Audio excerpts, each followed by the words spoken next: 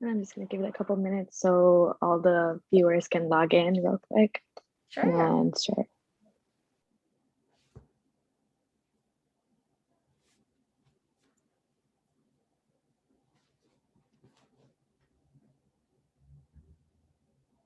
So do they get like credit for these sessions?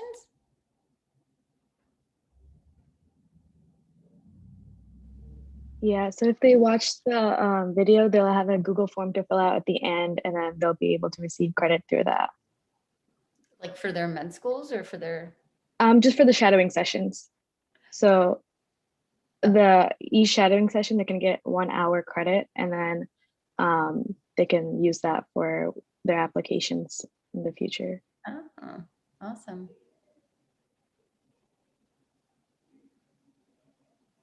All right.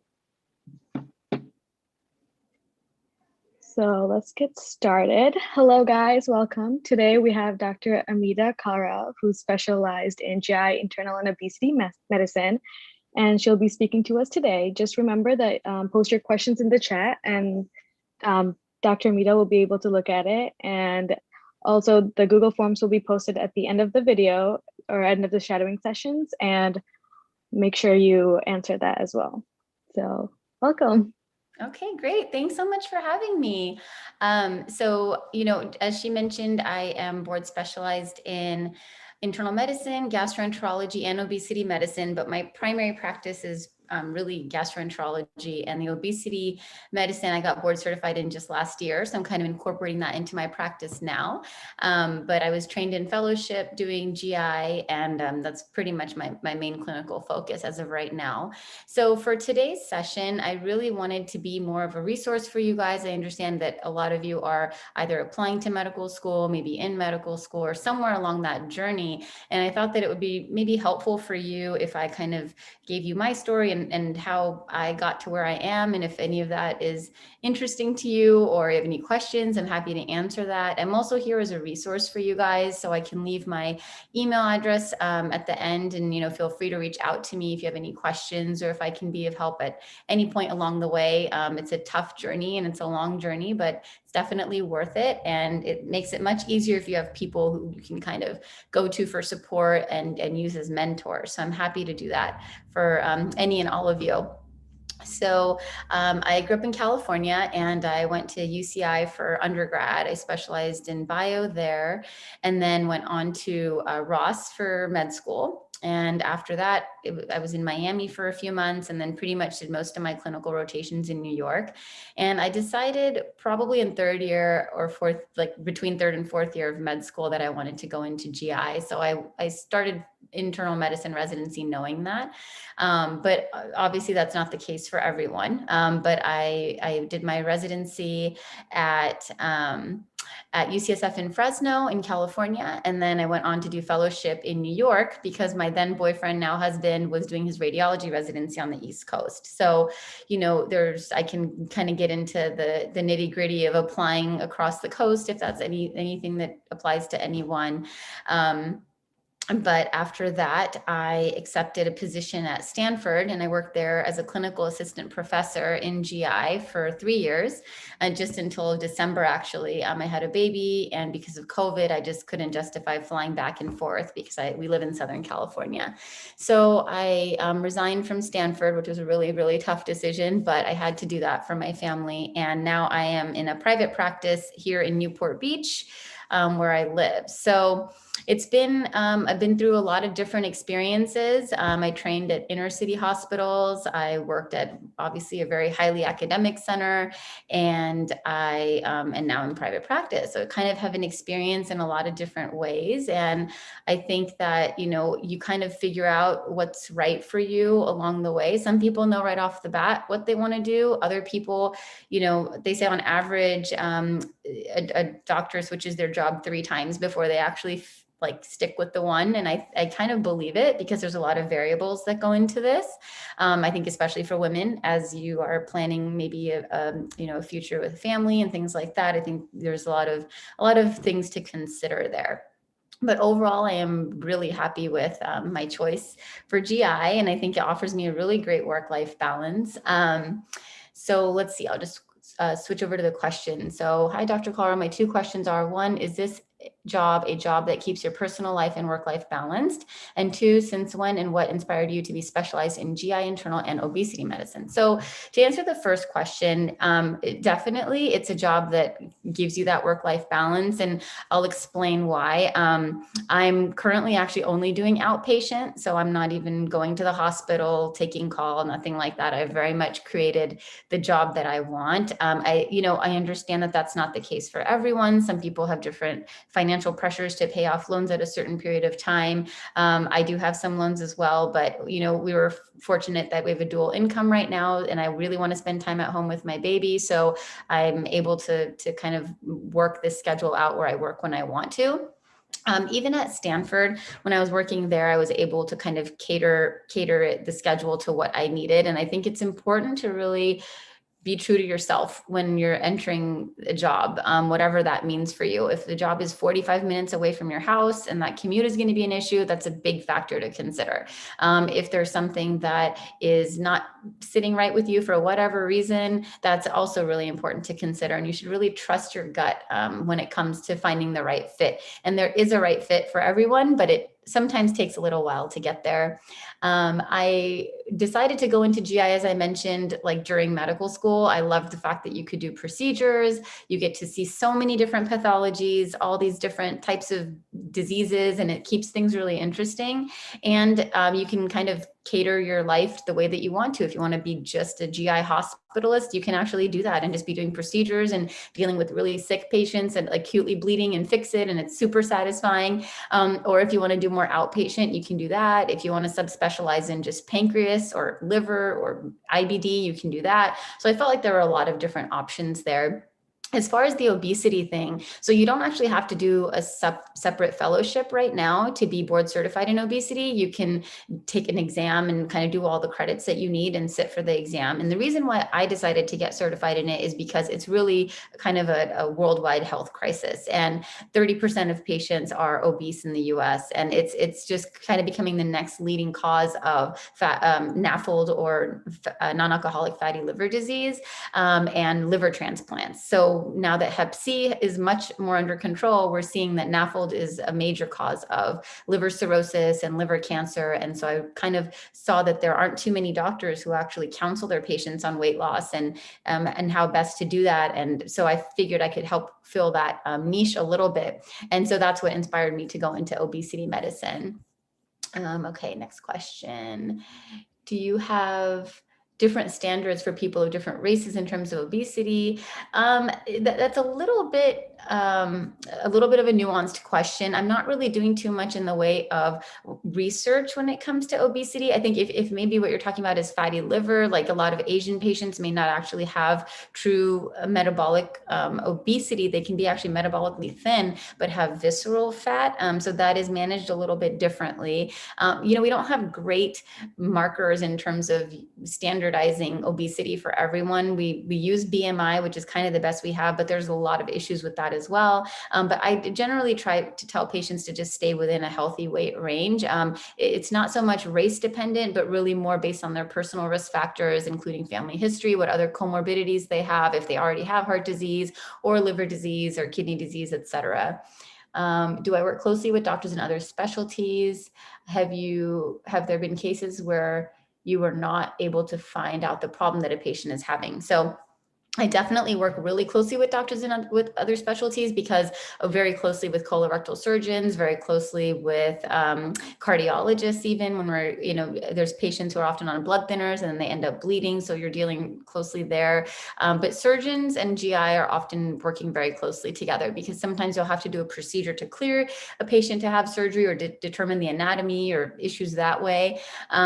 And as far as cases where I was not able to find out the problem, that's interesting you asked that, because at Stanford, oftentimes I'd be like the 8th or 9th doctor that they're seeing. And really sometimes there are those cases that make you scratch your head. But the good thing is you have a lot of resources around you in a place like that. So you would present these cases at conferences, and sometimes no one ever knows. That's pretty rare, but usually someone has seen something at some point along the way. So I would say most of the time we're able to figure it out. But yes, there can always be some cases that are just clinical mysteries, and they even have TV shows about this now.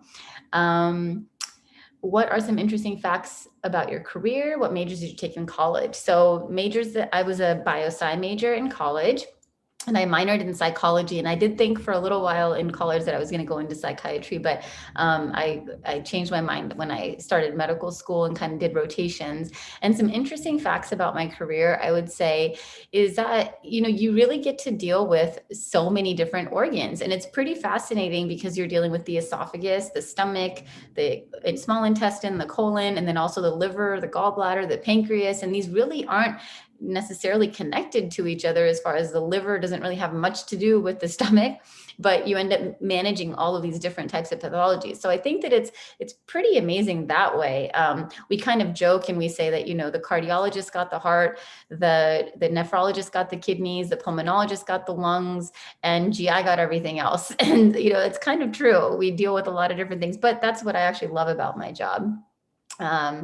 And let's see, what is one of the toughest cases you've had so far? So I think toughest is a different term for a lot of different things, meaning toughest emotionally is always when you find a cancer in a young patient. And I very distinctly remember about a year ago, it was a 35-year-old lady who came in, and everyone thought she had IBD, inflammatory bowel disease, because she was having diarrhea, she was having blood, and she had a CAT scan done that showed inflammation in the sigmoid colon. And I convinced her to get a colonoscopy. And when I did it, I was actually honestly expecting to find ulcerative colitis or something, but I found a huge mass. And it was really heartbreaking, because we're, the same age, and she just had a baby. And it was heartbreaking. So toughest emotionally are always cancer cases.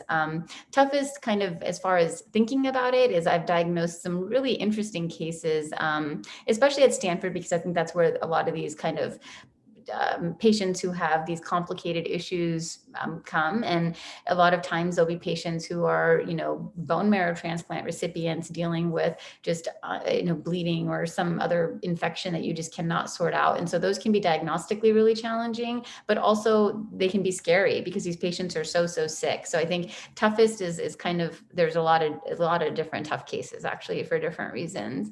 The most common procedures that I perform in GI are upper endoscopies, which are camera tests to look inside the food pipe, the stomach, and the first part of the small intestine. And we do those in patients who are having upper abdominal pain, heartburn symptoms that really isn't getting better with medication, if they have any signs of vomiting blood, or any concern that they might be losing blood. Iron deficiency anemia is another reason to do this if you don't have another explanation for it, weight loss, change in appetite, etc. And then, of course, colonoscopies. Colonoscopies are recommended for everyone now at the age of 45, not 50 like it used to be, for screening for colon cancer. And the reason is because colon cancer often doesn't have any signs or symptoms. And so oftentimes people can be diagnosed just with a routine screening test, just based on age alone. So those are the kind of the bread and butter cases of GI. They're awesome because they're quick and they're not super stressful, in the sense that you don't have to be in a hospital. I do my cases in an ambulatory surgery center, and it takes about 40 minutes for both top and bottom if we're doing both, or 20 to 30 minutes for a colonoscopy. So they're pretty routine. An endoscopy takes about 5 to 10 minutes, depending on what you're looking for and what you find.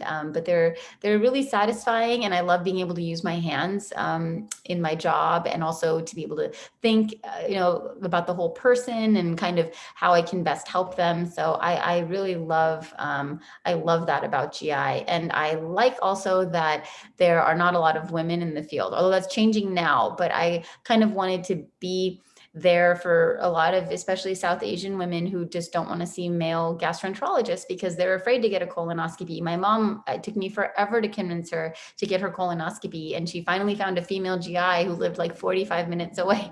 And so that's where she went to get it done. And so just, those sorts of things are very eye-opening. And I felt like I could at least be a resource for women in that regard too. How has COVID changed your experience? What are some things you would recommend? So COVID for me actually happened like literally when I first went on maternity leave, which was last March. I had my baby in April. And so I didn't really experience inpatient clinical medicine with COVID. Personally, I knew it definitely caused a lot of anxiety, just kind of having a baby and dealing with all of that stressor. But as far as like from a medical standpoint, it didn't really change my practice because I wasn't practicing at the peak of it. And even now, since I'm only doing outpatient, it hasn't really affected my practice. So I guess I'm not the best person to answer that question.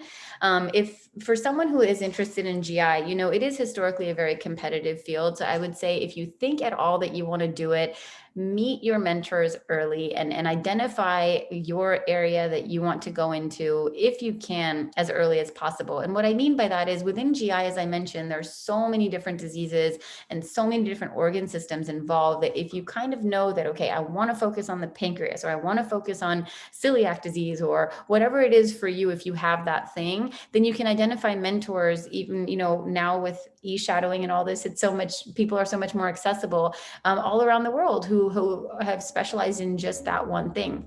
If you're just kind of not sure about it, I would say make sure that you try your best to actually follow, shadow, observe, externship, whatever you can for a month or so, a GI person or group. That way you can actually really see what it's like day in and day out. Because for some people, it can be extremely busy to have to juggle going between procedures and clinic. And, that's not the life for everyone. Some people really don't like using their hands. They just say procedures stress me out and it makes my blood pressure rise. I don't want to do procedures. And there's actually some GIs who choose not to do procedures as well.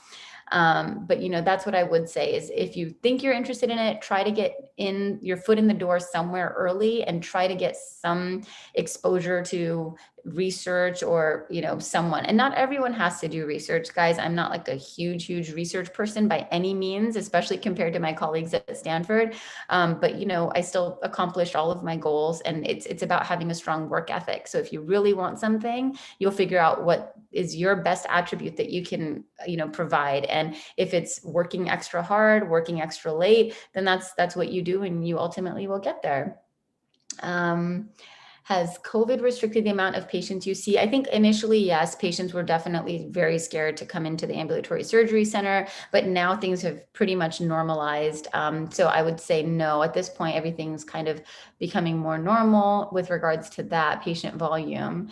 And am I a behavioral therapist? No, I am not a behavioral therapist or a nutritionist, but I definitely work with them in our office. So you're right. When it comes to an obesity practice, you definitely need kind of approach from different angles. And I often involve a psychiatrist or a psychologist as well, because there's a big component of food and the psychology behind why we eat. And so I find that that's really helpful. I do just kind of practice mindfulness and try to explain that to my patients. So when that's appropriate and when they're willing, I do incorporate that into my practice, but not like a certified or anything like that. It's just my own personal philosophy. And Hi, Dr. Kalra. I have two questions. What are the main challenges of getting where you are? What inspired you to take this field? Was it later life events or something as a kid? So I will say the biggest challenges were being told over and over again that I wasn't going to get where I wanted to be. And the reason was because, number one, I went to a Caribbean med school and I was told that I wasn't going to match into a residency in California. So I felt like I had to work extra hard and really prove myself and probably stress myself out a lot trying to get there, but it was worth it because I did get there.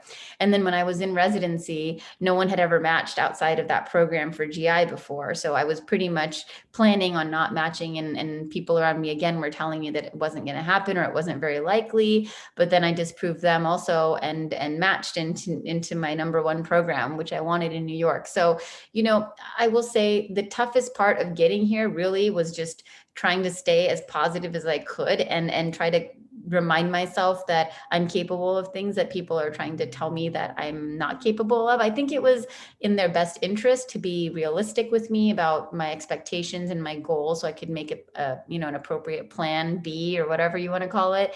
But I will say that was probably the toughest thing, was just kind of having to always constantly prove myself.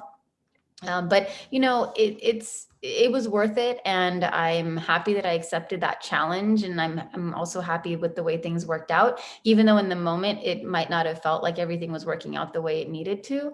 Now looking back on it, you end up where you need to be for whatever reason, and sometimes that reason isn't clear in the moment, but it becomes clear later on.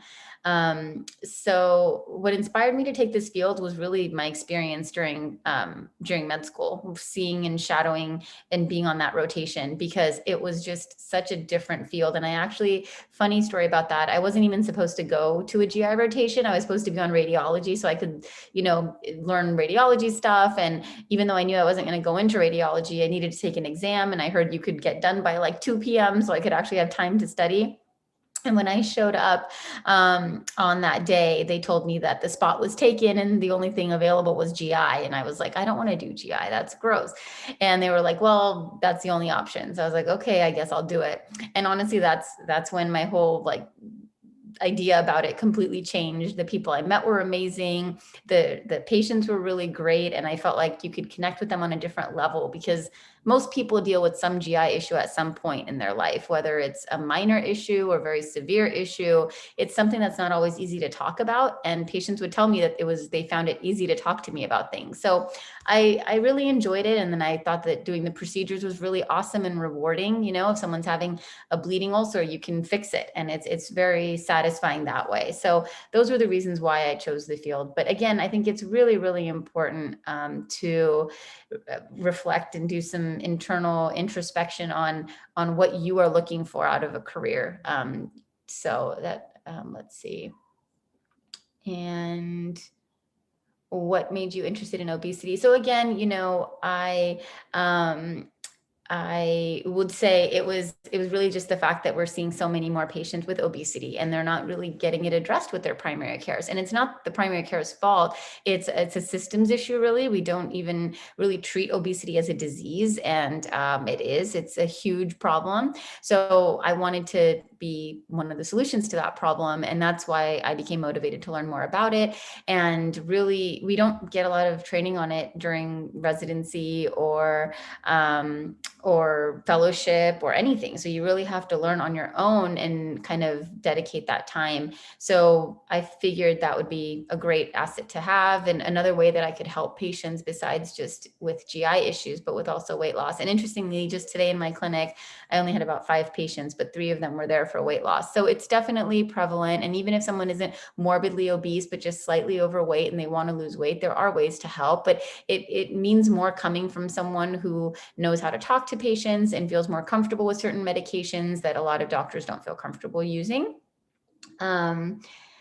What is the most common? Are there common procedures or types of patients that you treat? So the common procedures are endoscopy and colonoscopy, as I mentioned. And then as far as symptoms, so about a third of people have heartburn. So I see a lot of patients with heartburn. I see a lot of patients for abdominal pain, diarrhea, constipation, gas and bloating, nausea, vomiting. So any sort of GI issue. And then I also get referrals for patients who have abnormal liver numbers.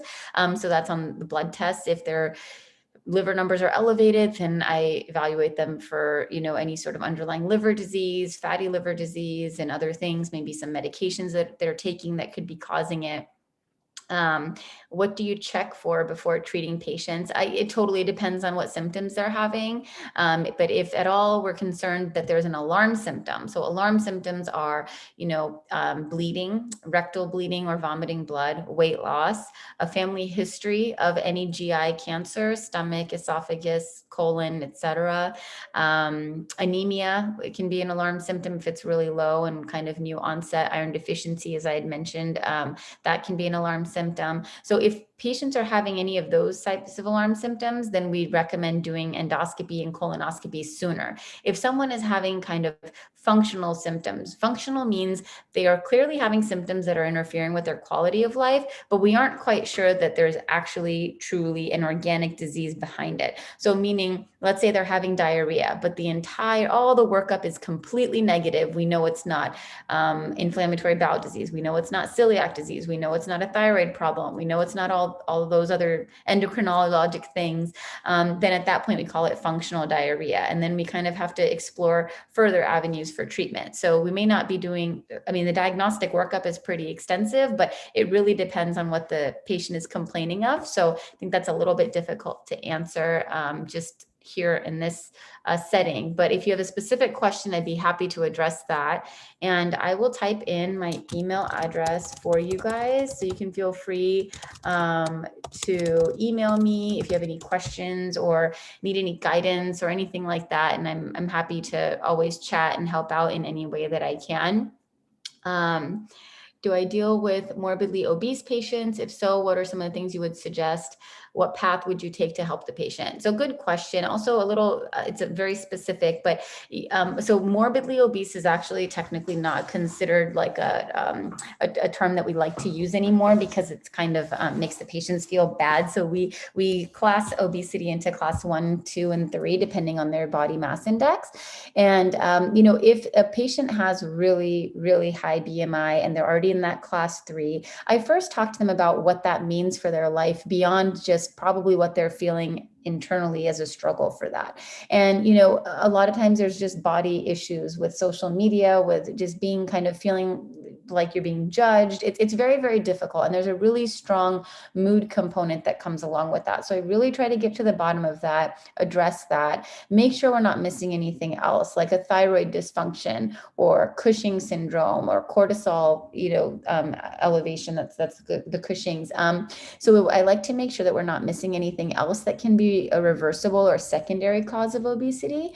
But beyond that, it really depends on the patient's preference. So, there's gastric balloons, which are available to help patients lose weight quite quickly. And the data is pretty good, showing that they do well to help reverse fatty liver disease and help with weight loss, almost the same as bariatric surgery, which is like a gastric bypass or a lap band or something like that. So Roux-en-Y gastric bypass is kind of the most classic bariatric surgery, and it has the best data showing the best amount of weight loss. So if someone really needs to lose weight, let's say they're having other health issues, like some patients unfortunately need transplants, but they can't get them because of their body mass index.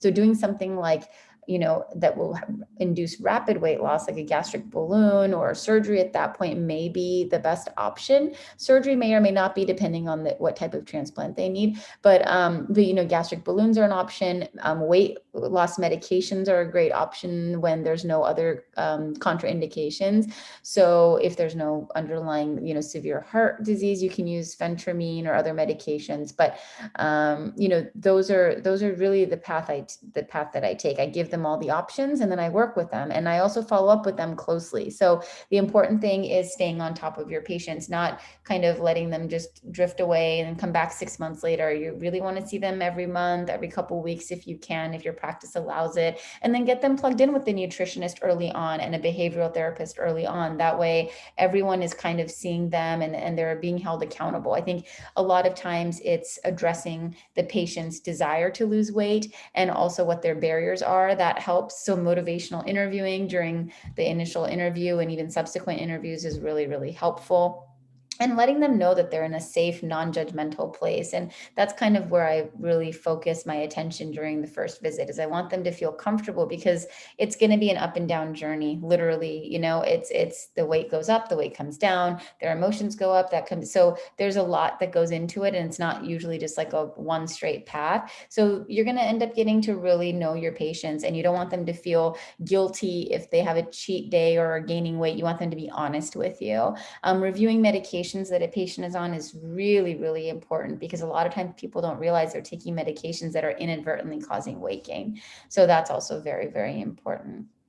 I don't know if anyone has any other specific questions, but I do have a video that I had from a case that I did in fellowship. So I'm just gonna share my screen. Let's see.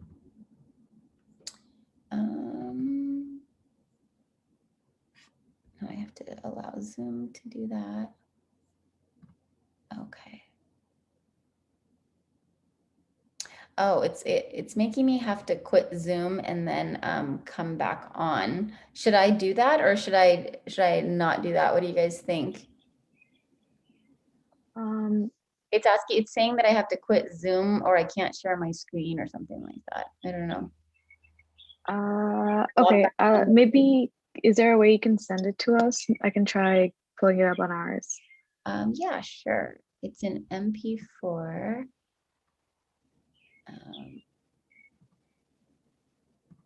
Okay. Let me try one more time. Hold on. I think I might have.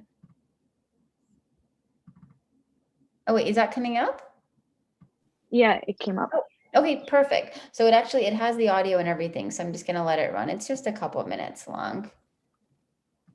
This is a case presentation of a 62-year-old woman who presented initially for a screening colonoscopy. She was incidentally found to have a large lipoma in the transverse colon. 1 week later, she presented to the emergency room with acute onset of intermittent lower abdominal pain. While in the emergency room, she underwent a CAT scan of her abdomen and pelvis for further evaluation. Shown here with the red arrow, you can see the classic findings of an intussusception caused by the large colonic lipoma. The decision was made then to proceed with endoscopic removal. A large 7-centimeter submucosal lesion was seen in the distal transverse colon. As you can see here, it had overlying mucosal ulcerations. It had a broad base and was covering almost the entire colonic lumen. Submucosal solution was injected into the base as well as the main body of the lesion. Using the dual knife electrocautery technique, the overlying mucosa was incised in order to expose the underlying fat, akin to peeling back the skin of an orange. The underlying fat tissue was noted and was sectioned out repeatedly to detach it from the underlying muscle layer. Snare polypectomy was performed in a piecemeal fashion to completely remove the submucosal lesion. Due to the large size, the snare had to be used multiple times. A coag grasper was then used to coagulate any visible vessel. Multiple hemoclips were deployed to close the mucosal defect. Finally, an endoloop was placed around the hemoclips to provide a tighter closure. The incidence of colonic lipomas is reported as 0.04 to 4%. They most commonly occur in the ascending colon and cecum and are usually asymptomatic. Intussusception caused by a colonic lipoma is exceedingly rare. Traditionally, large colonic lipomas are managed surgically with a segmental resection. In this video, we demonstrated that endoscopic removal is an effective and less invasive alternative to remove large symptomatic colonic lipomas. Okay, I'm gonna stop share. Okay, can you see me again? Okay. Yeah. Okay, so yeah, that was a really, really cool case that I did with my attending in fellowship. And it just kind of highlights, so I don't know if you guys are familiar with what an intussusception is, but essentially it's like telescoping of the bowel. So it's part of the bowel going into the other portion. And usually that happens when there's some sort of a large mass or a large polyp or some abnormality. Oftentimes we see it in kids, not too often in adults. But this lady came in, as I described there, into the ER, and I got a call from the ER saying this lady's having really bad abdominal pain. And so I looked in her chart and she just had a colonoscopy like a few days prior, a week prior. And on that colonoscopy, it showed that large lipoma. So I told them, get a CAT scan because it's very possible that this lipoma that was sitting there, which is essentially like a big ball of fat, it's not cancerous or anything like that, but it was huge. It was like the size of like 7 centimeters, so big. And I said it could be causing an obstruction. And that's literally what it was. So the surgeons, of course, also got called after the CAT scan report came out, and they wanted to operate on her, but she was adamant that she did not want to have surgery. So we talked to her about possibly trying to do it endoscopically, and that she could literally go home the next day and not have to worry about it. She wanted to fly basically back to the West Indies to be with her family, and she was scheduled to fly 3 days later. So we tried it. It worked out. And the thing about it was that, we were able to remove it, but you didn't have to remove the entire thing, like every last cell, because it's not malignant, meaning it's not cancerous or precancerous. So it's not as important that you take the whole entire thing out, but as we got actually 99% of it out. So it wouldn't happen again that she would have that obstruction, and it spared her a surgery that would require probably at least a week or so of post-operative kind of recovery. So anyway, it's pretty fascinating, and there's a lot of cool new procedures that are pretty cutting edge in GI. I don't personally do those types of things in my practice just because I didn't do the extra year of advanced endoscopy to kind of feel more comfortable doing something like that independently. But if those sorts of things appeal to you, if you are kind of on the cusp of medicine, surgery, you like procedures and you take it a step further, advanced endoscopy is totally the right way to go. Really great procedures. And now honestly, they're doing some things that are basically like almost like surgery from the inside. It's pretty cool stuff.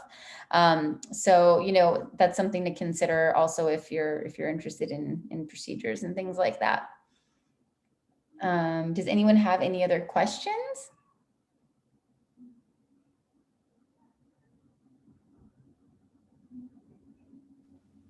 It seems like those were all our questions that have been asked. Okay, do you guys have any questions or?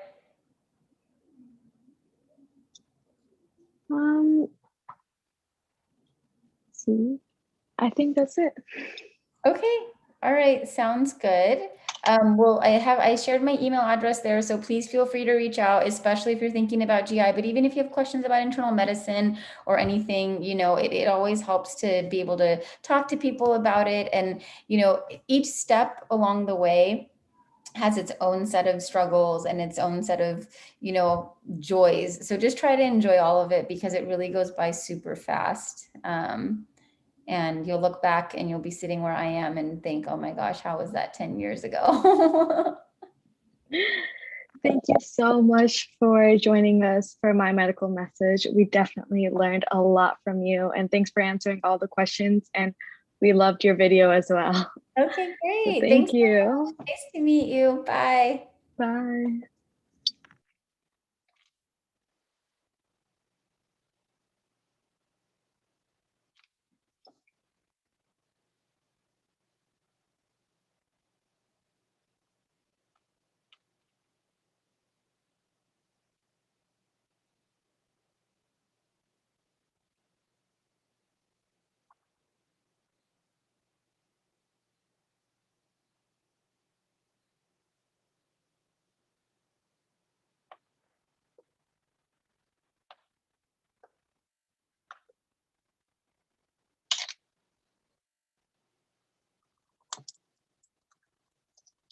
Just give me 1 minute.